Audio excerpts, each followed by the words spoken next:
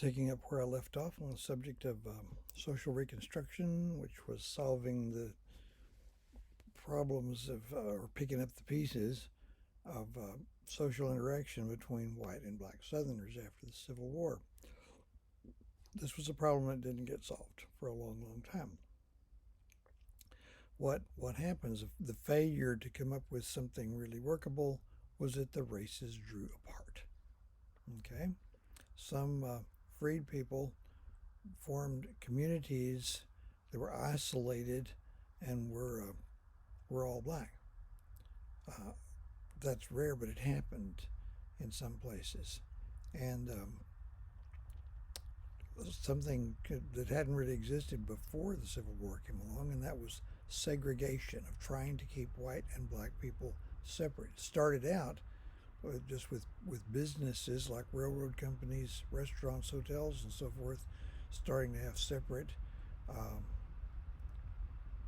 passenger cars for black passengers and separate waiting areas in train depots, separate dining areas and eating facilities, and finally those being either just for black people or just for white people.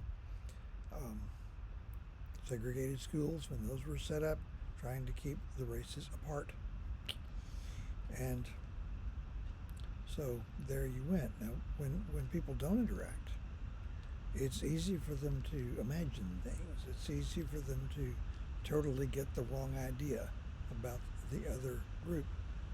Now, during this time, possibly just because of what can only be called some form of oppression, black families were very small. You had very strong, rather. You had a strongly cohesive black community with common interests and looking out for each other and that sort of thing. But eventually, by the 1890s, the unofficial segregation has become official. Okay, laws passed in a lot of, virtually, I guess, all the ex-Confederate states and other states that hadn't even been part of the Confederacy. They were called Jim Crow laws. Jim Crow being a euphemism for a black man, which legally required segregation. Okay? Now, this stuff, even the unofficial segregation by businesses were challenged in the courts. There were a number of cases challenging that as far back as the 1870s. And in the 1880s, the Supreme Court, in a single ruling, designated the civil rights cases. The Supreme Court ruled on all of these cases at the same time, basically ruling, in a technical sense, this was correct because the Supreme Court really shouldn't be there to solve social problems or anything like that. It's there to interpret the Constitution. But what it ruled was that although governments are forbidden to practice racial segregation or discrimination, private businesses are not. Consequently, that's where they left it. Anyway, the official segregation was challenged, specifically school segregation. And in 1896, the Supreme Court handed down one of its most infamous all-time rulings, the case of Plessy versus Ferguson, where the Supreme Court ruled that it would be legal for states to have segregated school systems. Try that again, Tom. School systems as long as they are equal. Looks good on paper.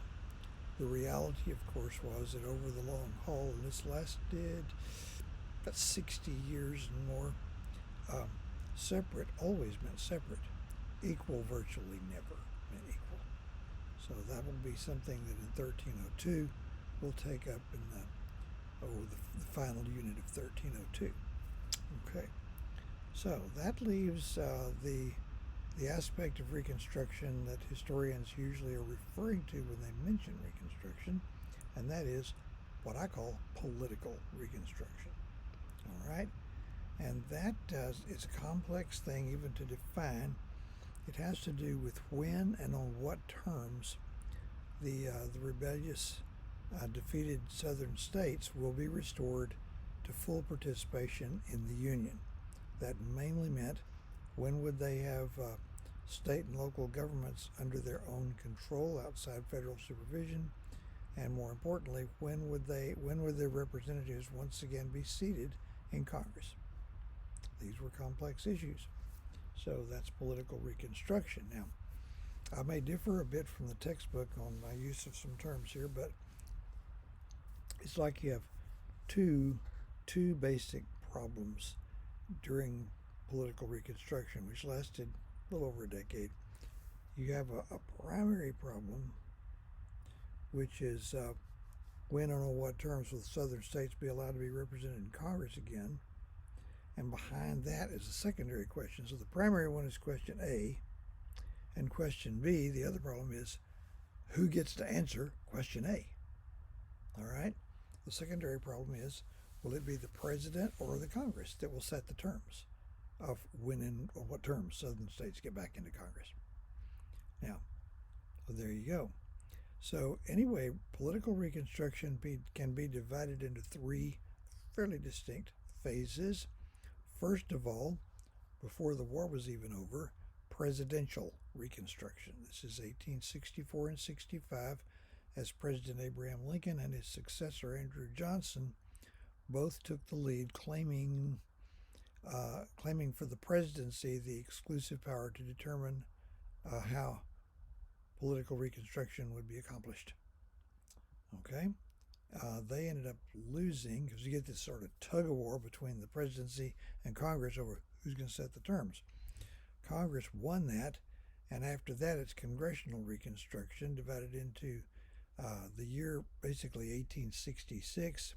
It's just congressional reconstruction where Congress has wrested from the presidency the power to set the terms on this. But Congress is divided between extremist radical Republicans and moderate Republicans. So nothing really radical can come out of it. Anyway, in the election of 1866, the extremist radical Republicans won veto-proof majorities in both houses. From there on till the end of it, the end of political reconstruction in the mid-1870s, it can be termed radical reconstruction. I'll put this on the screen for reference as I go along. Okay, presidential reconstruction. Years 1864, it's increasingly obvious that the North is headed for a victory, and President Lincoln came up with an early plan of reconstruction while the war was still going on. It, like some other things he did, had basically military goals, finding a way to weaken the Confederacy's cohesion politically. So Lincoln proclaimed, without getting congressional approval, which possibly is just because Congress in those days would meet in December, hang around till about February and March, and then they'd adjourn. They're not going to be back till the next December. So a lot of time there where there wasn't a Congress in session to give approval. But Lincoln came out with what was popularly called the 10% plan. This was a plan whereby southern states could, in effect, secede from the Confederacy and rejoin the Union. Not quite as neat as you might think. Now, first you have to identify in a given southern state voters who are loyal to the Union. So the 10% plan, where it got its name, was the requirement that what starts the process is at least 10% of the people in a rebel state who had been eligible to vote in 1860, and no African Americans were eligible in 1860. As soon as that percentage of that group would sign an oath of allegiance to the United States. Now, this is not the I Pledge Allegiance, that's many years later. It's an oath of allegiance. That identifies them as loyal to the U.S. without questioning them on what they'd done during the war. Okay? Then, with just those people voting, they would elect delegates to a state constitutional convention, which would rewrite the state's constitution, which would then presumably supersede the Confederate constitutions that they'd adopted only a few years earlier. Now, they rewrite the state's constitution, and there's three hoops they got to jump through. One, they must repudiate secession. Now, if they just repeal secession, that leaves the door open to trying it again sometime later. They must repudiate, forever surrender any claim on a state's right to leave the Union. Second, they must repudiate their Confederate debts. All right? Because simply if Confederate debts, that is the debts of the Confederate government and individual Confederate states, if those debts are still good, then the Confederacy lives.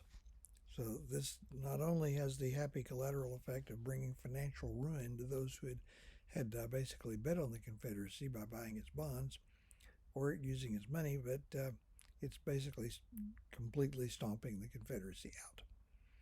Repudiate the debts. Repudiate is a strong word. Finally, they must abolish slavery, because at the time the rule was the federal government has no control over slavery. Only a state government could make it legal or not. So the price tag of getting your representatives back in Congress is you're going to abolish slavery at the state level in your state constitution. All right, so there we go. And believe it or not, unionist minorities in two states, Louisiana and Arkansas, managed to put on a kind of 2-minute offense and get through that whole thing before 1864 was over. And they not only elected congressional delegations, they managed to somehow get through the lines to Washington, D.C. when Congress convened in December. That's where the wheels came off. Congress had not been consulted on this plan, so Congress refused to seat these delegates. So that defeats Lincoln's plan. Meanwhile, Congress promptly came up with its own plan, which may have been all the way back in early 1864, I think it was. Congress's plan was known by the names of its House and Senate sponsors, the Wade-Davis bill. It did everything the Lincoln plan did, except it was much more aggressive. Under the Wade-Davis bill, not 10%, but 50% of the voters must sign an oath of allegiance to the United States. That just qualifies you as a voter. To be an office holder, you had to sign a much more severe, strongly worded oath that you had not participated. You had not worked for or enabled the Confederacy in any way, whatever. Only if you could sign that would you be eligible for office. Well, this is out of reach. They got it through both houses of Congress, stuck it on the president's desk, and then adjourned. Opening up for him, the option he exercised is called a pocket veto. The president has 10 working days to decide whether to sign a bill into law or veto it.